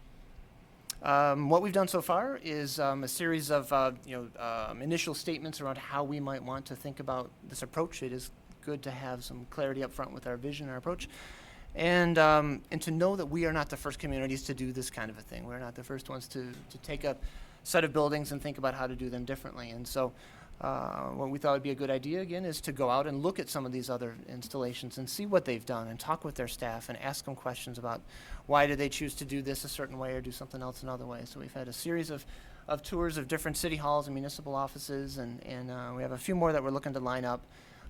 And then we turn internally to talk with our employees, with our residents, and those that do business here in the city to better understand how we can create a place that works for us all. Funding will be aligned as part of this process as well. The good news is we have some aspects of the funding already lined up with a building fund that we have maintained. There's grants and partnerships and other things as we get to still way far down the road for us here, but as we kind of begin to think about how will this happen, we have line of sight on a significant portion of it already, which is really good. Speaking of really good things that are coming down the line here, the Regional Transit Authority, the RTA, recently had a large media outreach last week's Tuesday, a press conference and a series of announcements about the work being done not only in our backyard, but across the 4 counties that constitute the Regional Transit Authority, again, or RTA. Again, that's Oakland, Macomb, Wayne, and Washtenaw, along with the city of Detroit. They'll be having a series of open houses scheduled to invite folks like us to come and share our ideas and thoughts and needs and hopes and expectations and concerns around regional public transit. The one that is geographically the closest to us is coming up this week's Thursday, May 21st. From 1 o'clock in the afternoon until 7:30 at night, so it's a nice big open window there. It is an open house, so the idea is to just come in and talk and interact with people. There'll be a series of presentations throughout the day. That'll be held at the Royal Oak Elks Lodge, on 4th Street in Royal Oak, as the name implies. And it's free and open to the public. The folks from the Regional Transit Authority will be there, as well as leaders from the various municipalities that have been involved in the studies thus far. And again, we'd like to encourage those of you that are curious about the ways in which regional transit could help you not have to worry about driving, try to minimize the auto damage when you do get to ride on these wonderful roads we have. What else you could do with your time instead of having to deal with getting behind the wheel. And then for those of you that do choose to ride, what's in it for you? What are the benefits of other people being out of the way so you have less traffic to have to deal with and more parking spots available and those kinds of things for those that choose to continue to drive, which is cool too. So anyway, so that's the RTA thing. This week's Thursday, May 21st, 1 to 7:30, Royal Oak Elks Lodge on 4th Street in Royal Oak. Lastly, I'd just like to offer Rochelle Goodrich, who once wrote, "Every sunrise is an invitation for us to arise and brighten someone's day." And again, that's every sunrise is an invitation for us to arise and brighten someone's day. Recently, us in the city of Berkeley, along with DTE Energy and Strategic Staffing Solutions, had an opportunity to do just that. We participated and supported and helped host here at our Hartfield Lanes a Bowl for Kids' Sake event, a fundraiser event to help Big Brothers and Big Sisters of Southeast Michigan. And so that organization, we've helped support them in the past. Council was well represented. We had a team of 4 of us out there, and our goals were to not come in last and to have no serious injuries. And I think we've mostly got those covered. I know we didn't come in exactly last anyway, so that was good. But what really came out ahead on this was the kids, right? So this is all about fundraising for Big Brothers, Big Sisters. Together, those of us that participated and those that were very generous with their support online and others helped raise over $40,000. $40,000 to that single evening's event to go to that great charity. And we did that here in our city, right? That was fantastic. And so the extent to which we can find other ways to help rise up and brighten someone else's day just makes not only Berkeley a better place, but the world a better place to be in. So I want to thank you all for your generosity, and thanks to my teammates here. And here's to another run sometime soon. Thank you, sir. Thank you. Councilmember Stedman. I bowled on that event. It was fun. It was fun. It was fun. It was a lot of people participated in many ways, and I was really surprised at how much that the organization had earned in that one night. Not all bowling, some online, but it was a very nice fundraiser at Hartfield's. And I'd also like to say I'm really glad that Berkeley Days turned out so nice. The weather wasn't too bad. You know, it was only got iffy a couple of times. And the crowds were big. It was a very nice evening, very nice weekend. And congratulations to Doug Deeds. He's on, I go to the beautification committee, and I know he's very excited about that award of Citizen of the Year. He works very hard on that committee. That's all I have this evening. Thank you. Councilmember Blanchard. Thank you, Your Honor. I too would like to thank all the volunteers that worked on Berkeley Days. We had a tremendous crop of volunteers out there working, and they made it a very successful effort. As you know, I'm the liaison at the Chamber of Commerce, and the Chamber of Commerce has got an item coming up, the Art Bash, June 13th, which will be about 150, 170 artists down 12 Mile. And it should be very interesting. We worked on the planning on that today, so it should be a very successful event. Also, the same day, June 13th, is Lids for Kids at the fire station. So all the youngsters that need bicycle helmets can come up there. There'll be safety indoctrinations for bicycle riding. There'll be safety indoctrinations on fire safety, and they'll be properly fitted for bicycle helmets. So that is another big thing going on. The Chamber of Commerce also has a membership now of 150 people, which is as large as it's been in a long time. I would like to thank and congratulate the American Legion for winning the Humanitarian of the Year award. People don't realize, I don't think, how much things the American Legion does for our city. Lids for Kids, they provide hot dogs and chips and all kinds of things for all the participants. They were diligently working and put on the pancake breakfast over at the Ice Arena for Berkeley Days, and they're always doing something. So they won the Humanitarian of the Year, and congratulations to the American Legion. They are still trying to get out of their financial hole. They've raised, I think, $58,000 to date. They need a little bit more to keep going. They are now having fish fries on the first of every month, first Friday of every month, excuse me. And then pancake breakfast at the Legion Post on Sundays, which includes pancakes, eggs, bacon, and sausage for $5, which is a pretty good deal. So that's all I have. Thank you, Your Honor. Thank you. Mayor Pro Tem Turbrack. Thank you, Mr. Mayor. I have a few items this evening. I, too, want to congratulate Doug Deeds and the American Legion on very well-deserved awards for the Legion as a group. They do a number of things that most people probably don't even realize that they're doing and contributing to in and around the city.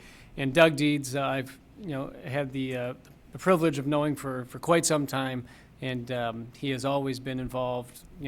Before when at the school that I went to and the school that I worked at, he was always there doing whatever he could for the students, for the school, for the grounds. He does donate a tremendous amount of his time, and it's very well deserving for both of those winners. I want to thank and congratulate Sergeant Hadfield and the rest of the public safety officers on another tremendous public safety golf outing that was a couple of weeks ago. I had the opportunity to golf with the mayor and the city attorney, and Lieutenant Crum, as the chief, was on the disabled list that day. We had to leave just a couple minutes early. That's okay, because it started pouring on us, and we had a budget meeting to get to. So we had to get to that budget hearing so that we could go over that. Very quickly, a couple of thoughts on the budget. Now, it wasn't that long ago that we as a council had to completely put off capital improvements altogether because there was just not enough money there to continue giving the residents the services that they desire, the reason that they moved to the city, and the reason that they continue to live in the city. So it's fantastic that this year, not only are we able to have an aggressive capital improvement projects that allow us to reinvest in the city. If you continue to push things off, and kick the can down the road, eventually you're going to run out of time. And this year, we were able to actually invest in not only capital improvement projects, but also in some other areas in the city, whether it be departments or personnel, that we want to strengthen. And I think that we were able to do that, and with Headley Rollback, pay residents less this year, I think is absolutely tremendous. Tremendous work on the part of the finance department and the city manager and the department heads. Residents might not realize that the department heads have to do all of this for their own budgets as well, and it gets submitted, and then they work with the finance director and the city manager on those budgets. So there's a tremendous amount of time that goes into this, and those budget hearings that we joke about going line by line through them, but we do that, and those are public meetings, and every year we ask the public to attend, and it seems that every year the public denies our request, and that's fine.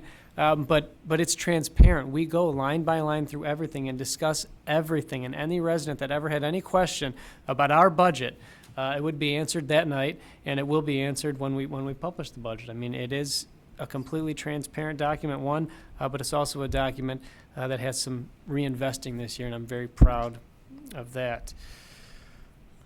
Now it comes to a difficult thing for me, but I need to congratulate the Berkeley Dads Club on a, I suppose, hard-fought victory on their end in the softball game last Wednesday. And that was despite the finance director's best efforts. You all would have been proud of the number of times that he really gave up his body to try to make a play, including falling over a fence, flipping. There's a phrase, something over tea kettle. He did that. What a guy. They won, and I'm not a sore loser. I'm big enough to congratulate them on their victory. But I do want to say that I am very confident that when the results do come back, at least 3 members of the Dads Club team will test positive for performance-enhancing drugs, and I do think that is going to certainly tarnish that, and it may even get turned around because they clearly were using illegal players. They were robots or something. They were not people who play softball. Aside from that, I'll allow the mayor to handle the other contest of the weekend. I'll let him handle that. But I want to congratulate, on a serious note, obviously that was in jest, not the performance-enhancing part, but the fact that it was sad for me to talk about it. Denise Brainerd and the Berkeley Days Committee. Again, like so many other things in the city, so much time goes into planning these events and to making these events go off for not only the residents of Berkeley certainly to celebrate, but people who come back to Berkeley Days and the people nearby who come to Berkeley Days. There's so much planning and preparation that goes into all of those events. And it's tremendous. And I know that, I saw Berkeley Days posted something today on Facebook thanking everybody. And there were already some comments of things that they need to change for next year. People aren't happy. we're never going to be able to make everybody happy, but it is very important that the kids have a good time, that people were able to get together and have a great time, and that we were able to celebrate the city of Berkeley. We started off by recognizing that it's History Month here, and a quick rundown from Councilmember Baker of some of the important historic events in the city of Berkeley, including the first Berkeley Days. And this was another one of those great events, and I want to thank all of the people that work so hard to make that possible for our city. Thank you. Thank you. Councilmember Regler. Thank you. I too want to thank and congratulate everyone who so successfully and diligently worked to make Berkeley Days the success that it always is. The Taste of Berkeley was excellent. It was my first time there, and it was lovely. I really enjoyed it. Thank all of you who put in that effort. Just to piggyback on the American Legion, you mentioned a lot of wonderful things they're doing. Irish Night. Come on. Hello, it's May 30th. May 30th, Yes, May Saturday. 30th. Yeah. They'll have music, they'll have traditional pub dinners. It's definitely something that everyone should come and enjoy. Just want to say Happy History Month to Berkeley. Wish all of our citizens a very happy Memorial Day. Berkeley has a strong story to tell. I'm really excited about the branding study and exploring our image and making it known. Have a great week. Thank you. Mhm. Councilmember Kadek. Thank you, Mr. Mayor. At the beginning of the meeting, you saw a young gentleman get up here and talk about you and Dialogue Day from the Tri-Community Coalition. And, not enough credit goes to these kids. They're out there working. There are a lot of good kids out there. If you ever get a chance to go to Dialogue Day, it's amazing to see the young kids from all the different schools in Oak Park and Berkeley participating in it. And it was really nice to see him and hear what he had to say today. Berkeley Days, I too want to thank Denise Brainerd, the entire committee. I know we're repetitive, but you can't thank that committee enough. You can't thank the people that volunteered for that event enough. I want to thank everyone that came to the Taste of Berkeley. We're going to be sending a lot more kids to camp next year because of the participation of everybody involved. I want to thank the sponsors, the vendors, and everyone that came to the event. I was fortunate enough to walk with Councilmember Blanchard down Coolidge, southbound, last week, and I'm sure you're pretty happy the way things are going. It seems like things are going even better than planned, and I'm happy to hear that, and hopefully we'll have that open sooner than we originally thought. And I, last but not least, want to wish everybody a happy and safe Memorial Day weekend. Be safe and enjoy the time. And reminder that city offices will be closed next Monday. Thank you, Mr. Mayor. Thank you. Mr. Sessa. I'll try to be brief, Mr. Mayor. Again, I ask all our residents to please visit our website at berkeleymish.org so you can keep track of many of these items that the council has discussed, and you can get some information. I'll do my best to see if I can put the issues on transportation as well, Councilman, so that people can attend. That's an important aspect. I, too, would like to express my congratulations to Doug Deeds. He is a tremendous individual on the Beautification Committee. Well, he's not a member anymore, but he's still here. And as a matter of fact, if you go outside City Hall, he actually planted all those flowers around City Hall and at the Public Safety Building. So that's thanks to Mr. Deeds. He is a member, yeah. Yes. So, he still is? Okay, wasn't sure. But thank you, Mr. Deeds. Or Doug. Thank you. And then thanks also, special thanks to Denise Brainerd and the Berkeley Days. They do a tremendous job, all the volunteers. I know we go around, we cannot thank them enough. She was out there with her tiara. You could not miss her. And just amazing individual. She's a workaholic, and I want to thank her for all her hard work and all the volunteers as well. And then lastly, just to say, Thank you to the staff for the budget and for City Council again. That's tremendous. I look forward to working with everyone on this new branding study that's about to begin. It's an exciting time for me because definitely we will see what we'll do for the next few years. So it's tremendous, and I'm hoping that the residents will join us. And please, any questions, contact my office. And just to wish everyone a happy Memorial Day. Thank you, Mr. Mayor. Thank you. Mr. Sabuda. Thank you, Your Honor. I'd like to take the opportunity, first and foremost, to thank the mayor and the council, Mrs. DeSessa, staff, and the administration in putting together the budget. Without your leadership and your guidance, wouldn't have happened. Thank you very much. Second of all, I'd like to thank Denise Brainerd and her crew, Berkeley Days. I had a terrific time playing ball, had a terrific time at the Taste Fest. It was wonderful. And as a matter of fact, you know, the Berkeley's Dad's Club tried to recruit my daughter to come play ball for them in Ferndale. I couldn't believe it. So that was, she turned them down. Wise young lady. But I had a great time. My family had a great time. And thank you, Denise, and your entire crew. And that's it. Thank you very much, Your Honor. Thank you. Mr. Attorney. I suspect council's generally aware of the changes that were made to the Freedom of Information Act last December, which changes were signed by the governor in January this year. Those changes become effective on July 1st, and so my partner John Starin or I will be preparing modifications to the city's Freedom of Information Act policy and procedures to make sure the city of Berkeley is in compliance with those new changes. Very good. Thank you.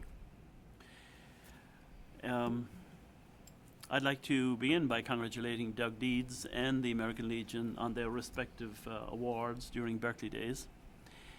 Berkeley Days was a fun event. Mayor Pro Tem shared with us the concerns about the baseball performance. There is an outstanding concern that hasn't been resolved yet. The ball that was used has been said to be deflated. And we hope that that'll be clarified going forward. However, where you can't interfere with the unfolding events, the horseshoes. City Council won the horseshoe competition. Bravo. And so an appropriate trophy will be coming to this august assembly in the near future. So we're very pleased and proud that that was an unalterable outcome. The golf outing was wonderful, public safety golf outing. Again, the proceeds of that go to provide so many of the things that our public safety department provide for the community. And finally, I'd like to express the sympathy of City Council and the people of Berkeley to Gilda and John Jacobs on the tragic death of their 39-year-old daughter in the train crash in Philadelphia. The funeral today was a highly emotional ceremony. For newer residents of our city, Gilda Jacobs was our county commissioner and our state rep, and later on a state senator. Those of us who are parents can't imagine the anguish and pain the loss of a child is. And so we keep them in our thoughts and prayers. And then we're coming up on Memorial Weekend. We wish everyone a safe and pleasant and memorable Memorial Weekend. It is a reminder that we all should hug our child a little closer because of the lesson of this tragic event. On that, is there a motion to adjourn? Move to adjourn. Move to adjourn by Councilmember Cadeckel, support by Councilmember Stedman. Ms. Boucher, would you please call the roll? Baker? Yes. Blanchard? Yes. Edgar? Yes. Cadeckel? Yes. Stedman? Yes. Turbrack? Yes. O'Dwyer? Yes. Meeting is adjourned.